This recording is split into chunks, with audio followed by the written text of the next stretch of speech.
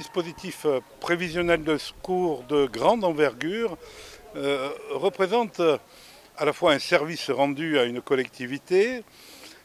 en particulier dans une période où l'organisation de secours est très importante, et puis en même temps c'est une vitrine du savoir-faire et du savoir-être des bénévoles de protection civile. Il faut savoir que en renfort des Alpes-Maritimes, il y a 27 départements, donc d'un peu tous les coins de France, et sur 13 jours, 740 bénévoles seront passés pour participer à ce dispositif.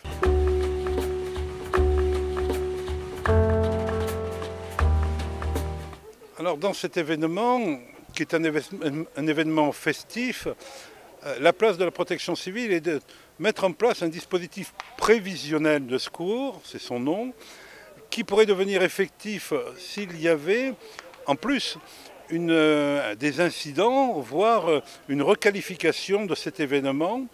Il pourrait s'intégrer dans une chaîne opérationnelle de secours et apporter leurs compétences en complémentarité des services de l'État. Ce service qui est rendu est normé avec donc des référentiels concernant ces manifestations.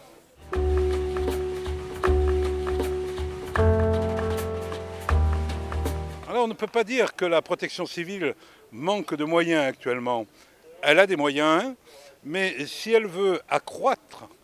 son efficacité, si elle veut encore plus répondre à de nouvelles missions qui voient le jour en cette période donc de crise, il lui faut acquérir des moyens complémentaires. Et ces moyens complémentaires sont à l'heure actuelle des moyens qui permettraient peut-être d'accueillir une arrivée de personnes, de nombreuses personnes déplacées, qui pourrait aussi, et nous l'avons vu dans ce département il y a quelques mois, apporter un complément